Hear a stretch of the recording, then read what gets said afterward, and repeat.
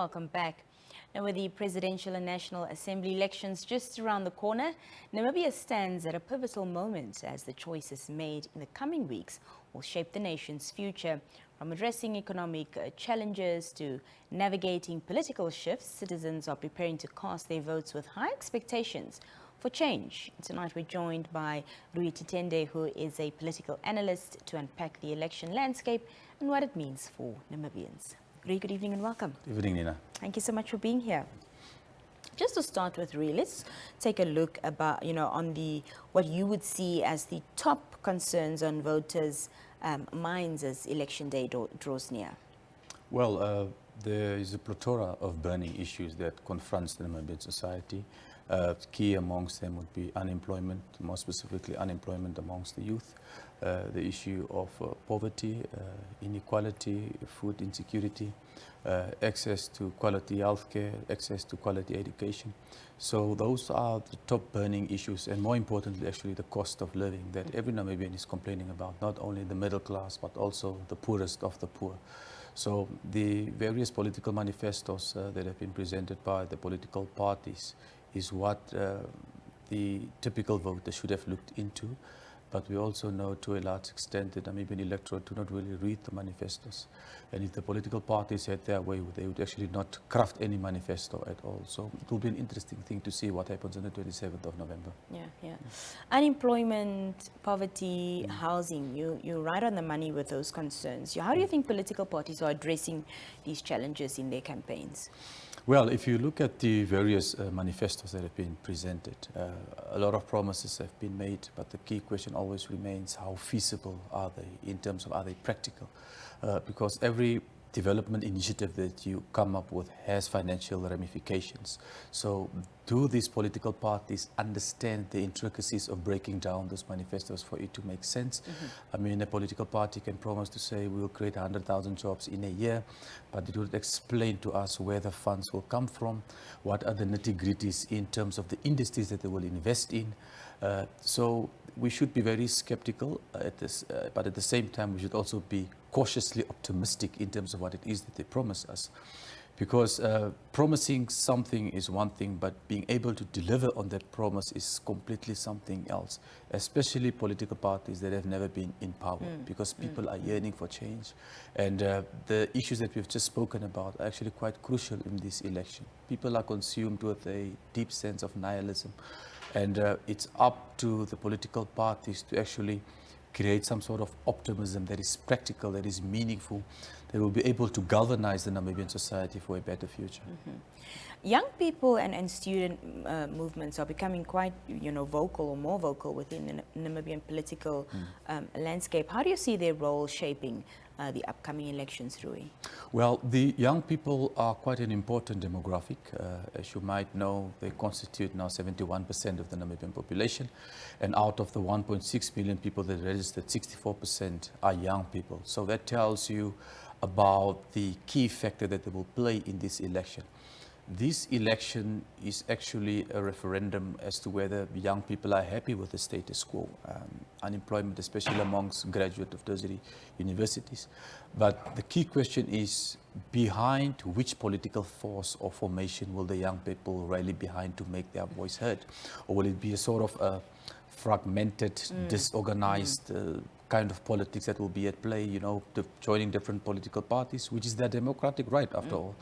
But the key question is, which political party, which political leaders represent the interests and aspirations of the young people? Because for too long, we had a situation where the old people are governing the young people in the interest of the old. And I think young people are now fed up, they want change. But the key question is, even if you do vote for a young person, do they represent your interests? If you vote for an old person, do they represent your interests? What is the middle ground here? And what do you do as a young person to make sure that your voice is being heard?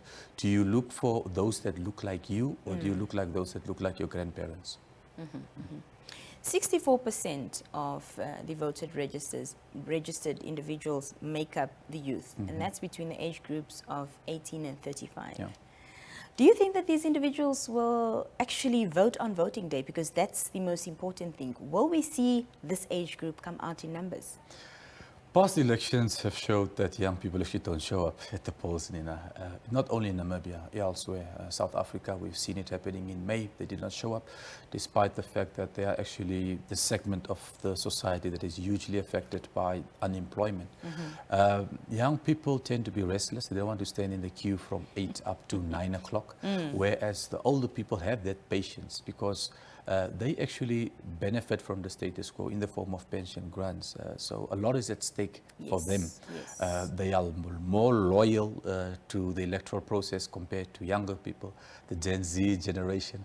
But I think the message has been put out quite loudly, not only by political parties, but by also various civil society organizations. The media played a critical role in sensitizing the young people as to why their vote matters. Because, as I said, this referendum is about them. It is about the policy positions that will be taken by the government of the day.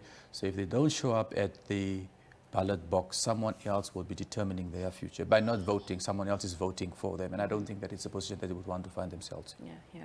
There's also been a growing call for greater female presentation in politics, Rui. What are the prospects for increased female participation in these elections?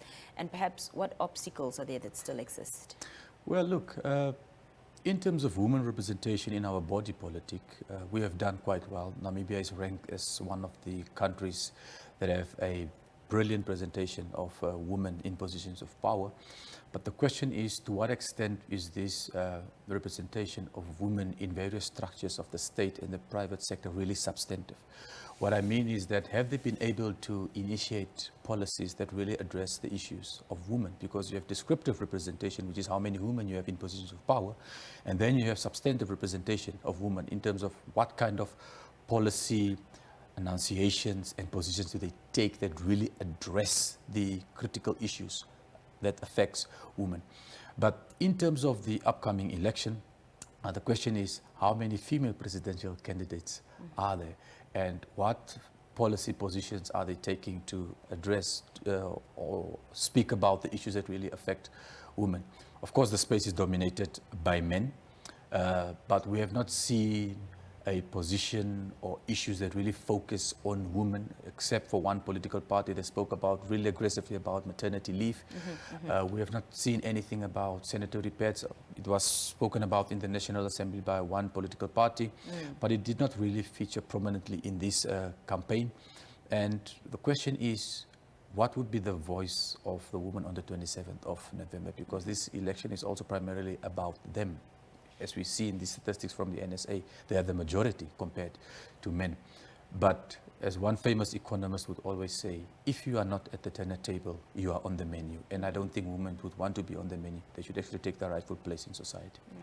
And also the statistic from the NSA showed that the margins are actually closer, more than before it's ever been, with the amount of women and men that are in the country. Absolutely. Just lastly, Rui, next week this time we'll be 2 days away from voting day. Speaking to this demographic, I think who's, the bulk of the responsibility of where we're going to be heading to as a country lies upon them. That is the 64%, which makes up the young people of this country. What is the last final words you'd like to leave them with in terms of where their focus should be as they're heading to voting day? Well, look, for my message to young people is very simple. You have a variety of options. You have 15 presidential candidates.